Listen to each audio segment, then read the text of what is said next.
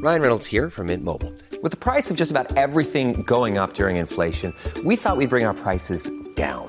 So to help us, we brought in a reverse auctioneer, which is apparently a thing. Mint Mobile Unlimited Premium Wireless. How to get 30, 30, how to get 30, how to get 20, 20, 20, how to get 20, 20, how to get 15, 15, 15, 15, just $15 a month? Sold! Give it a try at mintmobile.com/switch. $45 up front for 3 months plus taxes and fees. Promo rate for new customers for limited time. Unlimited more than 40 gigabytes per month. Slows full terms at mintmobile.com. I understand and I completely credit why women feel a lot of anxiety before negotiating. It is reasonable both because of all the social forces discouraging women from asking, but also because if it matters to us, if it's an important negotiation, we have feelings about it, and that's reasonable and normal.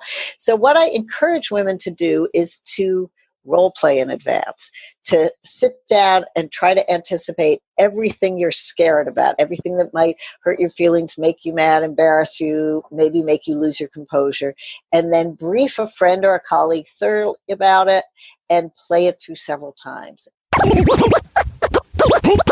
This is Your Kick-Ass Life podcast, episode number 352 with guest Sara Laschever. This is the Your Kick-Ass Life podcast with Andrea Owen, a no BS guide to self-help and badassery. Because ladies, let's face it, life's too short for it to not kick ass. And here's your host, the girl who serves it up straight with a side of crazy, Andrea Owen. Hey there, ass kickers. Welcome to another episode of the podcast. I am so glad and grateful that you are here. Hey, so I am getting towards the very end of writing my third book, title Still to Be Determined. And I only have a few thousand words left to write. And I think I just need one more story from y'all. So if you're listening to this and you are someone who maybe identifies as someone who is an independent woman. So let me finish. Let me explain a little bit more. So I'm looking specifically for someone who really kind of goes over the line into hyper independence. So I'll give you an example.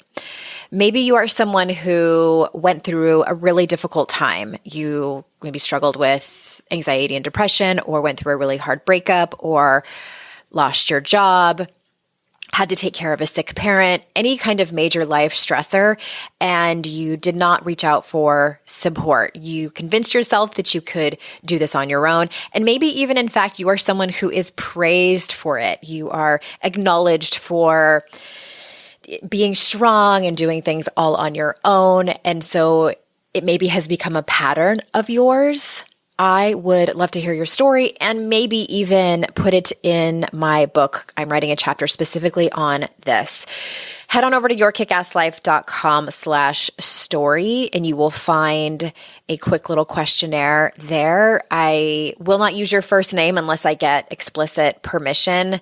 And I look forward to hearing your story. I think that might be all that I need for this book. Thank you so much to all of you who have filled out that questionnaire for other stories that I've needed for this book. You've all been so helpful. And I also just am honored that you trust me with these stories and take the time to do that. Even if it didn't turn out to be one that I used in the book, I am incredibly grateful for your time and your trust.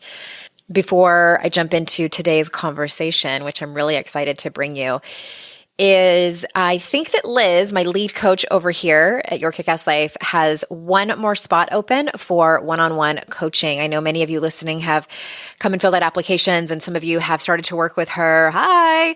And I'm just really excited that you are in the best of hands with Liz. I also have one opening if you want to work with me, and I might be shutting that down very soon because going into edits with this book is kind of the point where I really start to stress out.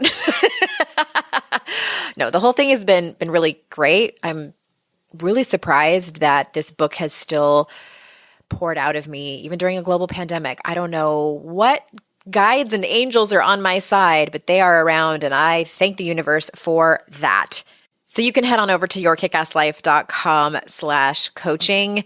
Right there, you'll find my page. But if you just fill out an application, we will figure out where the best fit is for you and we'll be in touch.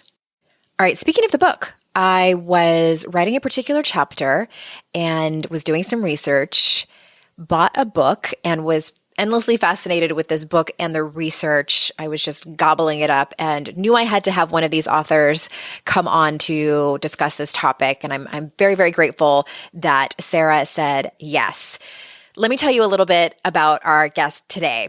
Sara Laschever is an authority on the challenges that shape women's lives at work. Sara is the co-author with Linda Babcock of Women Don't Ask: The High Cost of Avoiding Negotiation and Positive Strategies for Change.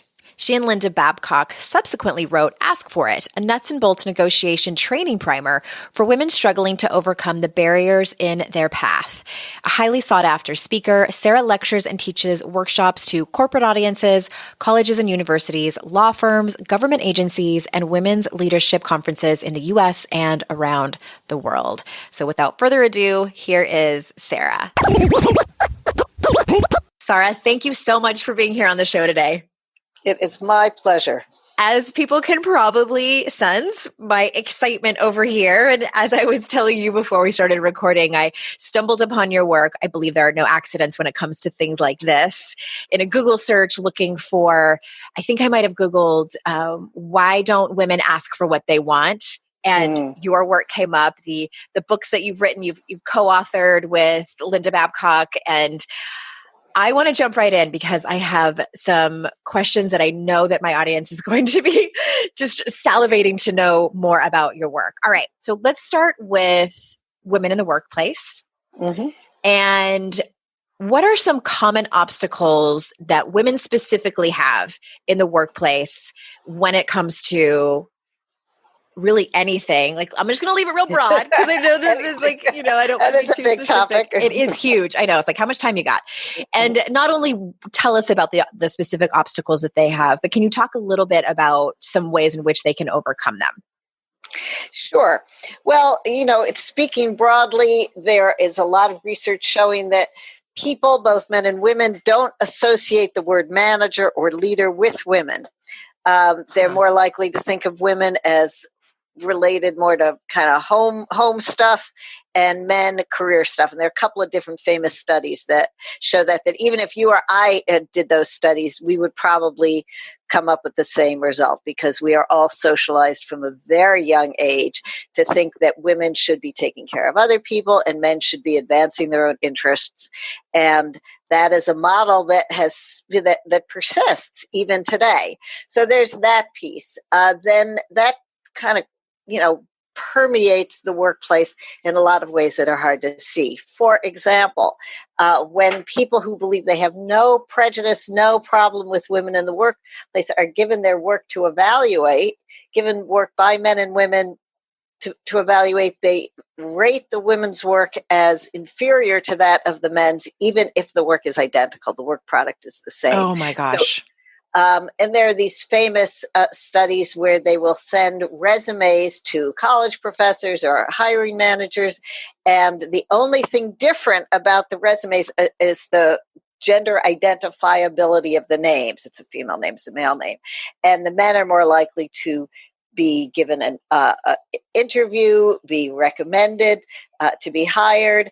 They'll be offered more, if they're offered the job. And that is true of women professors, women people in management too, less likely to give those opportunities to people whose names sound like women's names. Mm-hmm. There are a lot of other factors that contribute to women having trouble getting ahead.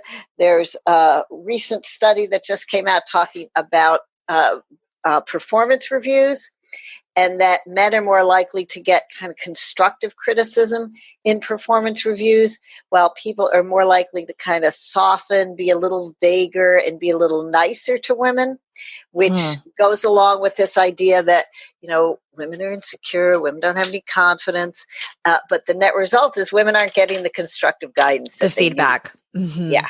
Yeah. Interesting. Okay. Well, that kind of leads me to just my own curiosity. And I read a little bit about this when I came across your work. And how did you get into this work? Did you seek this out, or was it an accident? How did you get here? Well, there's two main parts of that. One is I have always been interested in women's lives and careers. I grew up with a mother who worked up till the day her first kid was born. Had 4 kids the day my sister, her youngest, started kindergarten. She went back to work, but she didn't get the opportunities, the promotions that she clearly had earned, and that was frustrating. So I was just interested. Also, my life, my opportunities, different from hers, different from those of women in earlier generations, but we didn't make the progress we thought we were going to make nearly as fast or, as far as we thought we were going to go. So super interested, started out early in my career writing about women in the arts, writing about women in the sciences, women in academia, and ended up writing a lot about women in business. So fast forward a number of years, Linda Babcock, who is a behavioral economist at Carnegie Mellon, was a visiting professor at the Harvard Business School, and I live in the Cambridge area.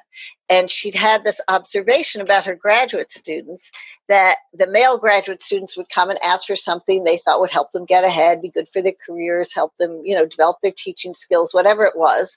And then the women would come and say, how come you gave that to him and you didn't give that to me? And Linda realized it was just because she hadn't noticed that the men were asking and the women weren't asking.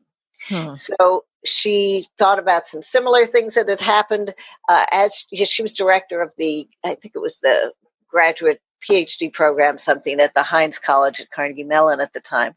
Similar things that had happened where men had asked for something, women had complained or expressed surprise that they hadn't been offered the same thing. And she thought maybe there's a book here, but she didn't want to write it herself, didn't think she had the skills to write something that would appeal to a popular audience as opposed to something for a academic monograph, something like that. And she met a literary agent at a cocktail party and was talking about her idea. And this woman said, yes, this sounds fantastic. Let's do something. And then she asked around for recommendations of writers who were interested in women's lives. So I then went and she came up with my name. I went and met Linda. I thought, this is great material. I should say, grow up with a father who said his big piece of advice to both his sons and daughters, where there were 2 of each of us, don't take no for an answer the first 3 times. And that's actually a pretty good rule of thumb. I do have people when I speak raise their hand and say, well, what about no? Don't you understand? And what I understand about no is that it's often an opening gambit, or it's often the answer of an unimaginative person. That if you keep talking, you might find that it is possible for them to give you what you want, and that you can brainstorm together or look at the barriers, the impediments, and figure out ways to remove them, lower them, that kind of thing. So this research that you did with Linda, was this in the 1990s? Is that correct? It was in the early 2000s. Okay. And it's grown from there. It's grown from there. I mean, it kicked off a whole area of research. And so many people have done work on this since then. But this really kind of broke that story wide open, that women are not actually asking nearly as much as men do. It was something we all kind of probably sensed without focusing on it. But Linda's research really confirmed that that is the case. Right. Okay. So you briefly mentioned about the biases that people have, towards women in the workplace. So can you talk to us a little bit more specifically about the impact of that subconscious bias on women in the workplace? Well, if we're looking at it in terms of negotiation, women know that people don't like it, when women come off as too aggressive. Right. And it's true. Women don't like it. When other women come off as too aggressive, men really don't like it. And so we think of negotiation as a kind of aggressive interaction. Give me what I want. I deserve this. An argument. Confrontational. Right, exactly. And so women avoid it because they think that's a bad strategy. There's going to be a bad backlash. And that's not the only choice. The choice is not negotiate, elicit a backlash, do damage to your career and your relationships, or be silent.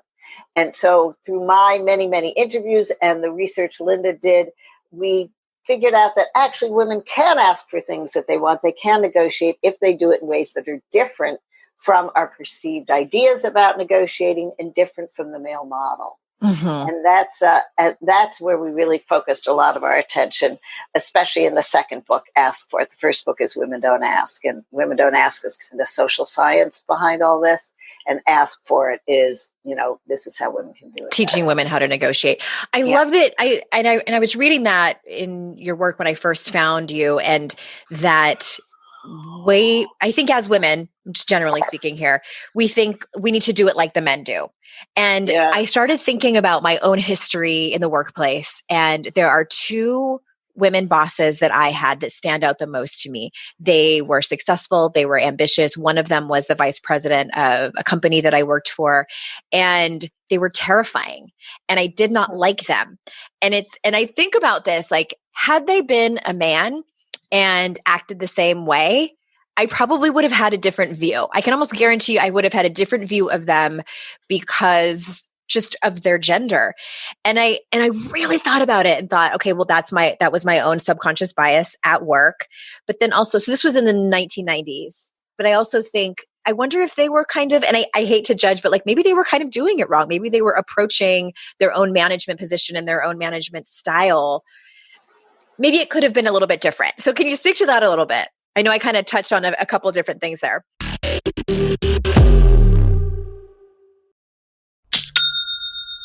Shopify's already taken the cash register online, helping millions sell billions around the world. But did you know that Shopify can do the same thing at your retail store?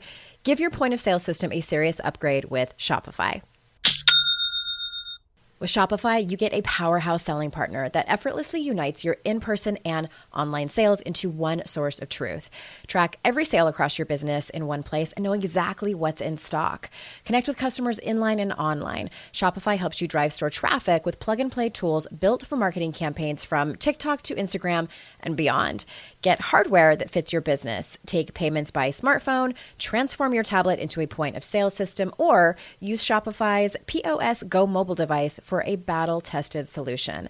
Sign up for a $1 per month trial period at shopify.com/noise, all lowercase. Go to shopify.com/noise to take your retail business to the next level today. Shopify.com/noise.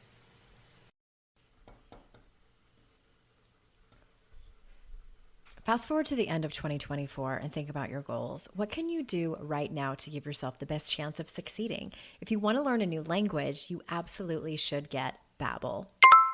Don't pay hundreds of dollars for private tutors or waste hours on apps that don't really help you speak the language. Babbel's quick 10-minute lessons are handcrafted by over 200 language experts to help you start speaking a new language in as little as 3 weeks.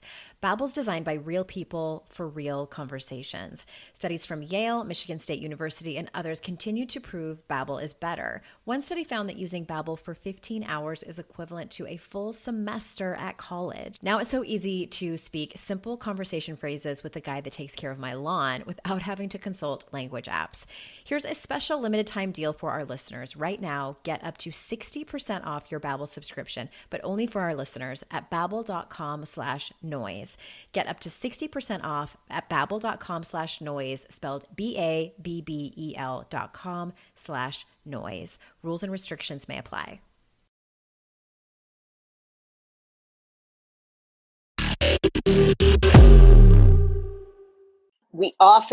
I often hear people say, oh, the worst boss I ever had was a woman. Or, right. How do I ask a boss who has this kind of, fierce demeanor for what I want? And about the, worst boss I ever had was a woman. I think you're absolutely right that behavior that in men would go unremarked, or we would say, oh, he's just goal focused, or he doesn't suffer fools gladly, or he has his eye on the prize, whatever.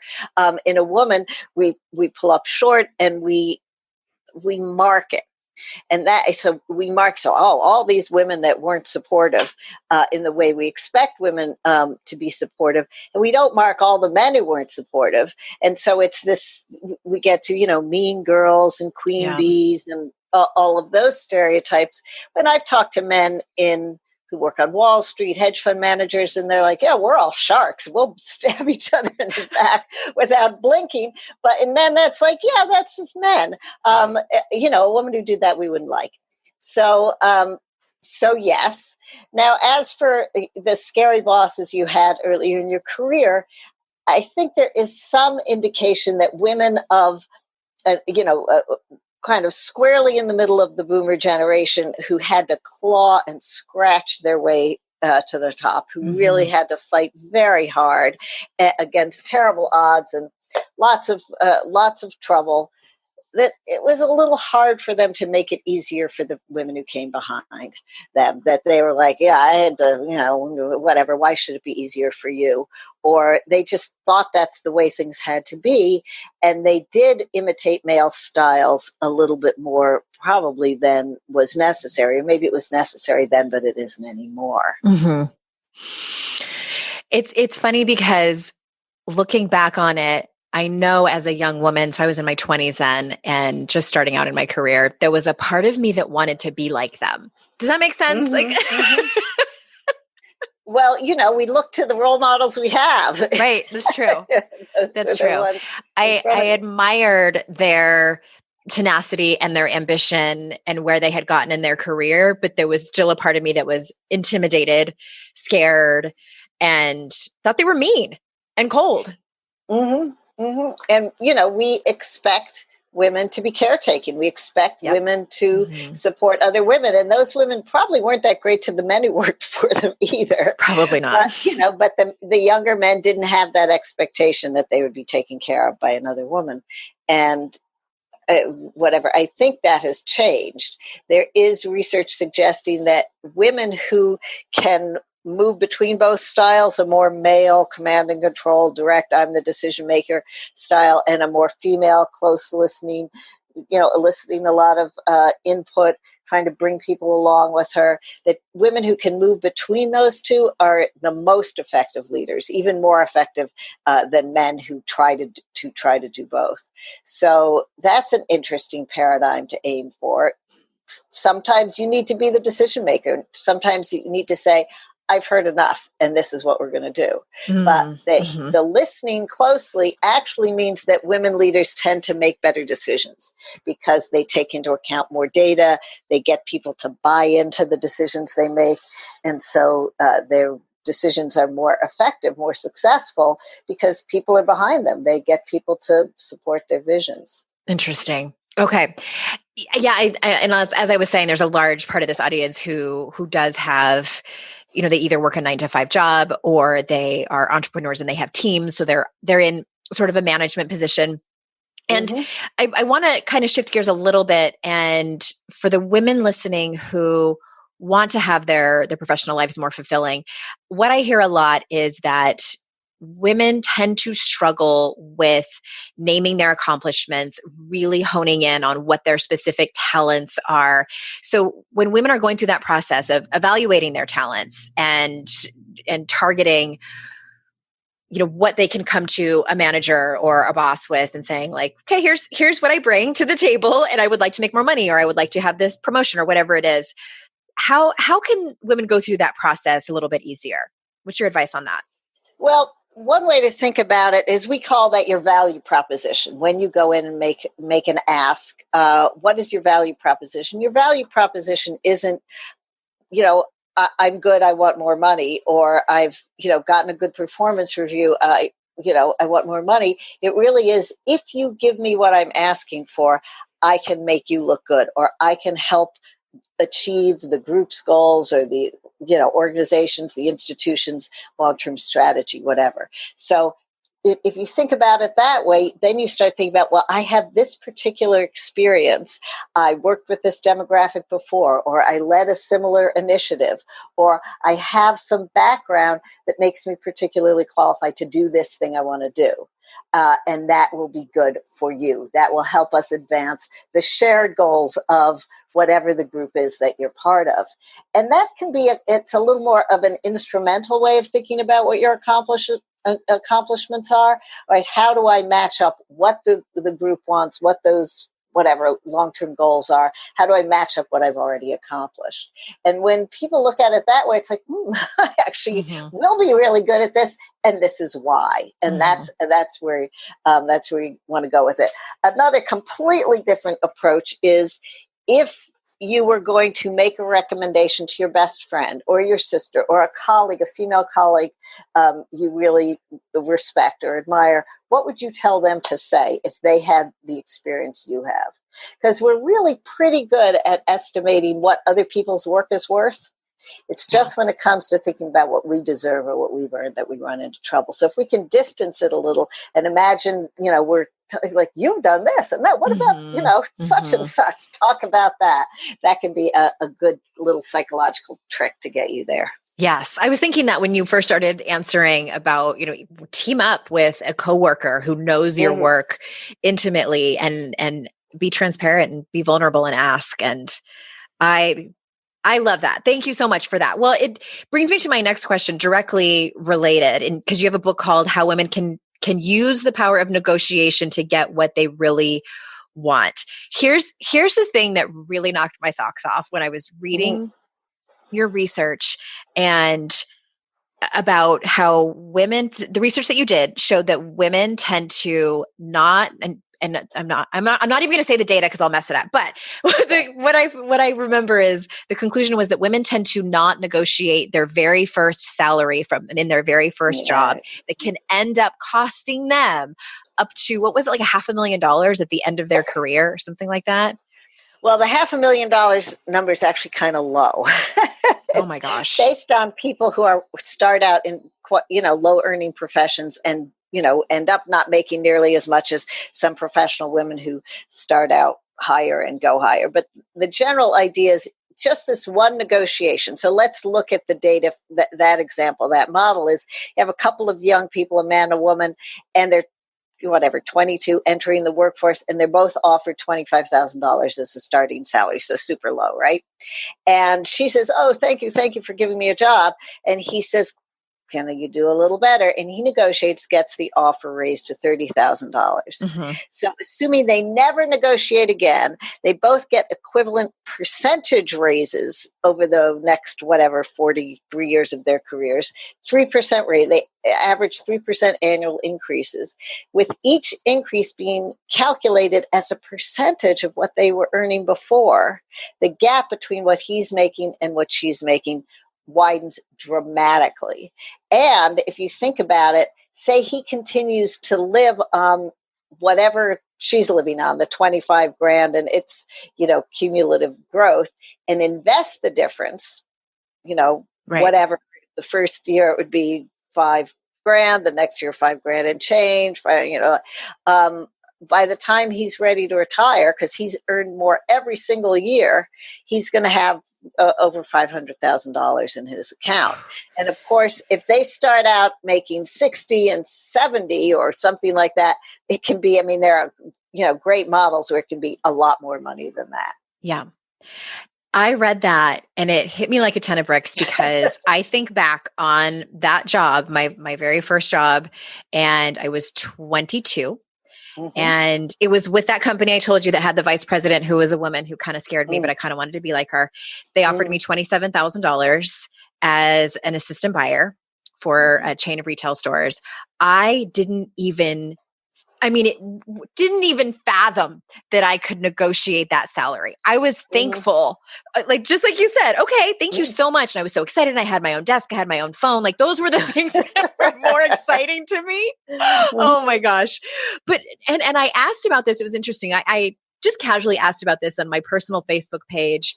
And one woman replied and said that she did negotiate her very first salary and got like 7,000 more a year or something like that because she had read, I wonder if she read your book or saw some of your work or something. She said she read a quote about that. And that's what made her ask for it. And she had no idea. Her parents hadn't taught her, nobody else.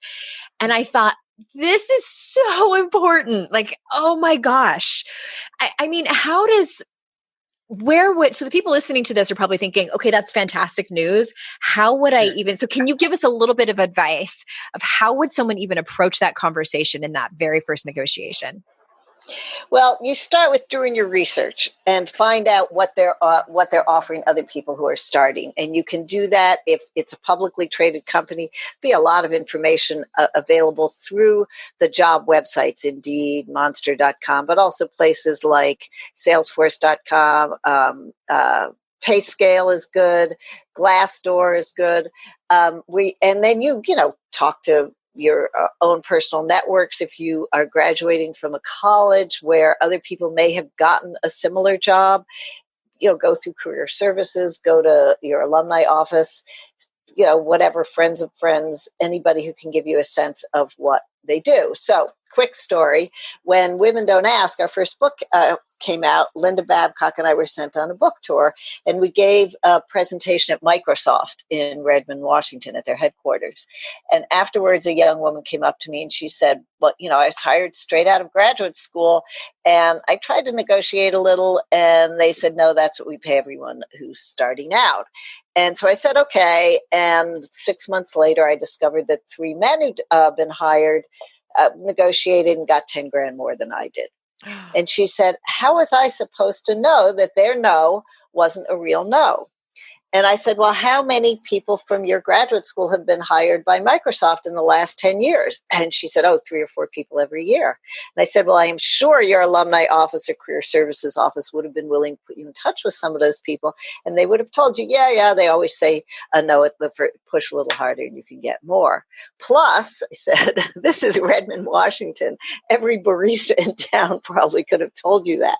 So, think about where you can get that information. So, all right, so now you have the information, what do you go and you assume that they are offering you less than they can afford to pay because they expect people to negotiate.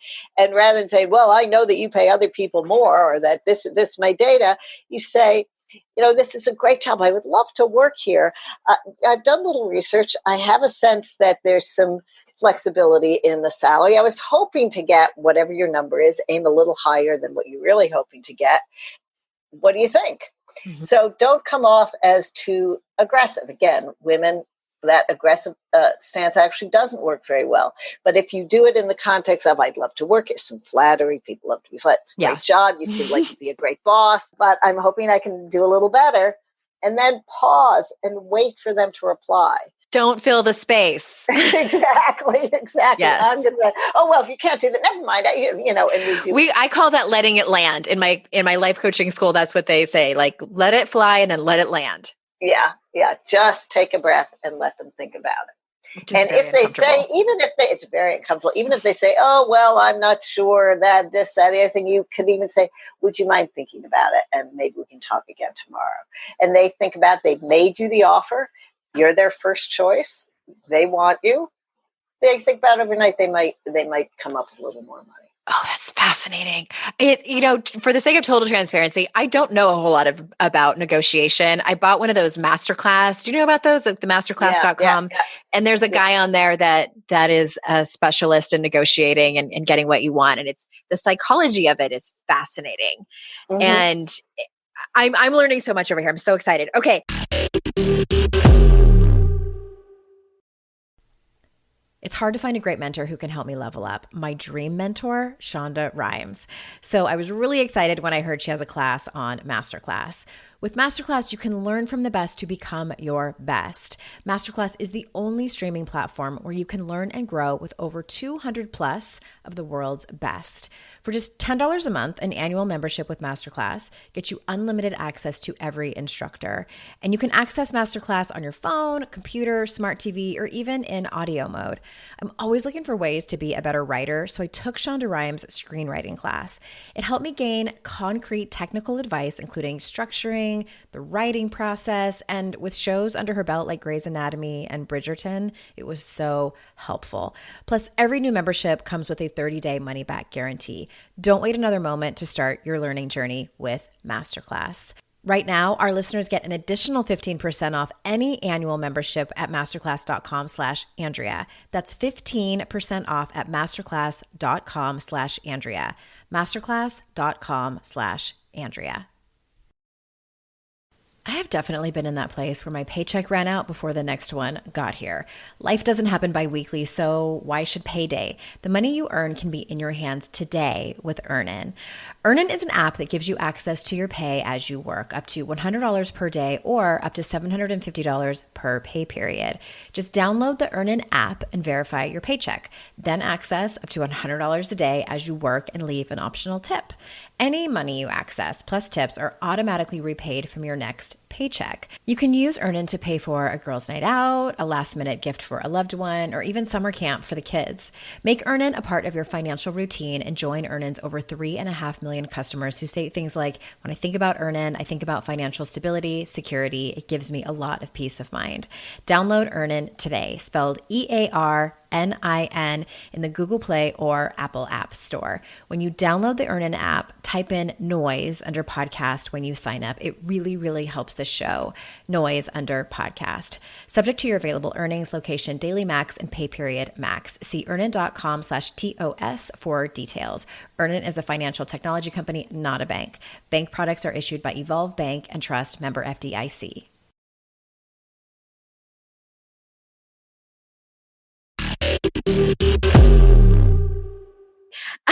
I really also wanted to ask you, because this show and actually the women that read my book, I'm now covering 4 generations because I have women in their early and mid 20s who are in Generation Z. So have you found in your research that women who struggle with negotiations are typically Gen Xers who are my age or the baby boomer generation, or is it still a problem for younger women as well? Well, Linda's research suggests that, in fact, the difference in the rate of asking between men and women of younger generations and older women is a little bit greater, because older women have been in the workforce long enough to kind of get the memo, or to, there's a learning curve and it's slow and, steep, and they don't necessarily get all the way there, but they've kind of figured out. They're just tired of it. And they're like, okay. Yeah. Right. They don't have as much patience. And the risk for younger women, and, there are exceptions, of course, is that the culture of school has changed a lot in the last 3 decades, so that girls are much more successful in school than boys are. They graduate at higher rates. They graduate more at the tops of their classes. They go on to college at higher rates. The college population is about 60-40 female now. They go on to master's, professional degrees.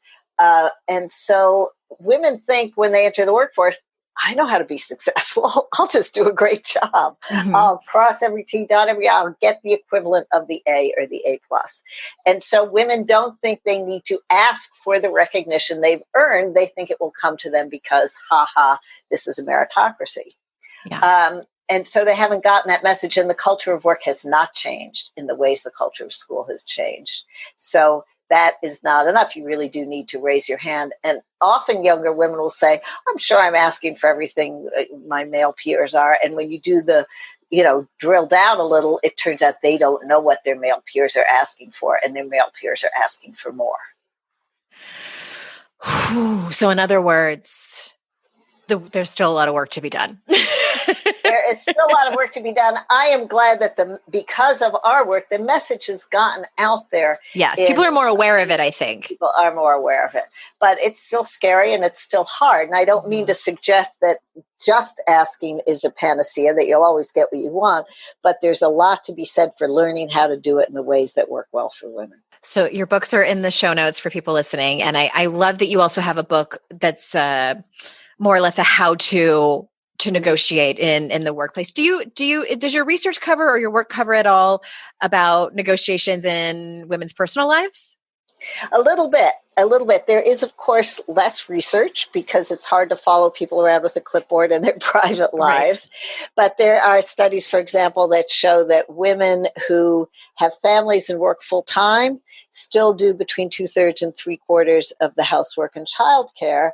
And there's some suggestion that that's not because their male partners are trying to scam them. It's that the male partners really don't see everything that women do. And if women don't ask, if they don't say, hey, we both decided to have these kids. We both decided to, buy this cohabitate. And this is what it takes to keep it all running the way we want it to run. Let's look at all those tasks and divvy them up a little bit more equitably. And men are often, pretty ready to help out. I don't think we usually see pairs, couples getting to 50-50, and men do tend to overestimate how much they're doing. There's research to support that. Isn't that right? There is. Okay. But still, it's good to talk to your male partners, assuming you have a male partner. Same-sex couples actually do divide the work more equitably. There's also research that shows that when women make a lot less than their partners, they have less power in a relationship. And for example, and this is a fairly extreme example, this is not new research, but in Haiti, I think it was, where women often do, tons of unpaid work in the home, but the men are the ones who bring in the actual cash. It is difficult for women to ask men to wear condoms. And this is, Haiti had a big AIDS epidemic once upon a time. So not being able to ask for and get that very basic form of protection was actually killing women. Mm. And let me just add, even in, young adults in the US, it can be hard for young women to ask their male partners to wear condoms. Mm-hmm, mm-hmm. Well, that brings me to something I've been curious about as well. And, the majority of my listeners are here in the States and in Canada, like over in this direction. And what does the research report for women of color in the workplace in how they are either perceived when they ask for what they want or salary, or really just kind of the floor is open for you to talk about that if you have any research to share? Yeah, there is not, let me show you. There are a couple of interesting things that I know about. I know there is not enough research in that area and that more is being done now. But the basic message of the work that's been done is that anything that compounds your minority status, so you're a woman and you're LGBTQ, you're a woman and you're first generation immigrant, you're a woman and a person of color, makes it that much harder to advocate for yourself in this way. There is, however, some research Robert Livingston, I think he's still at Harvard, did that shows that the stereotype of the sassy Black woman can actually give a woman with that personality, a woman of color with that personality, maybe a little bit of more breathing room around it, which is whatever. Which is our unconscious bias and stereotypes and all at work. Interesting. Well, you are just a treasure trove of research and information and science, and I thank you so much. Before we close, is there anything that I left out that you love to make sure that people know when you're being interviewed? Well, I understand and I completely credit why women feel a lot of anxiety before negotiating. It is reasonable both because of all the social forces discouraging women from asking, but also because if it matters to us, if it's an important negotiation, we have feelings about it, and that's reasonable and normal. So what I encourage women to do is to role play in advance, to sit down and try to anticipate everything you're scared about, everything that might hurt your feelings, make you mad, embarrass you, maybe make you lose your composure, and then brief a friend or a colleague thoroughly about it and play it through several times and get them to really push your buttons, hurt your feelings, whatever, make you mad. And then practice calm responses that move things away from whatever those flashpoints are towards the joint problem solving that is the best mode of negotiating. You have some things that I want. Here's some things I can do for you. We have some shared interests. Let's figure out how to make it all happen. And that can be great for a couple of reasons. One is if the thing that you're worried about actually happens, you're prepared, you know what, the calm response you want to have, but it also won't surprise you and therefore trigger the emotion because it will have already been triggered in the role play. Yeah. And it turns out it is the surprise as much as the feeling itself that tends to derail us. We're like, I'm upset, I don't know what and we just want to get out of there. And words get caught in our throat. Yep. Yeah. So we take whatever's on the table and say things. It's a big conversation. And I love that you advise that, practice. Like that is not a conversation you want to go into cold. Right. There's a truism. I quote this all the time. When it comes to negotiation, people don't plan to fail. They fail to plan. Yes. The more prep you do beforehand, the more successful you will be. So the books are Women Don't Ask, The High Cost of Avoiding Negotiation and Positive Strategies for Change, as well as Ask for It, How Women Can Use the Power of Negotiation to Get What They Really Want. Did I get it right? Perfect. Awesome. Thank you so much. Those links are in the show notes, everyone. This has been such a treat to have you on and talk about this that is so incredibly important. And everyone listening, thank you so much for your time. You know how grateful I am, and I just know how valuable your time is. So thank you for choosing to spend it with me and my guests here on the show. And until next time, everyone, I will see you out in cyberspace. Bye-bye.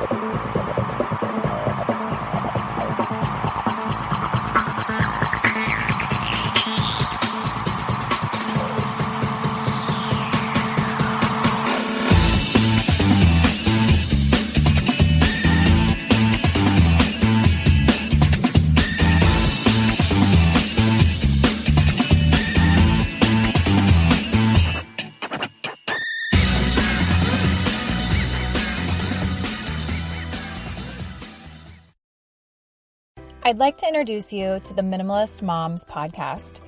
It's hard enough being a mom, and the last thing you need is stress from too much stuff and an overcrowded schedule. For too long, I lived with the mindset that bigger was better, and the more I added to my life, instead of feeling better, I felt overwhelmed. It was time for a radical new mindset. Less is more. I'm not into extremes. I didn't throw everything away. My brand of minimalism is more about adding than subtracting. Get rid of the excess to make room for what you love. In other words, it's about living life with purpose. I hope you'll listen in, and my guest and myself can inspire you to think more and do with less. The Minimalist Moms podcast, available wherever you listen to podcasts.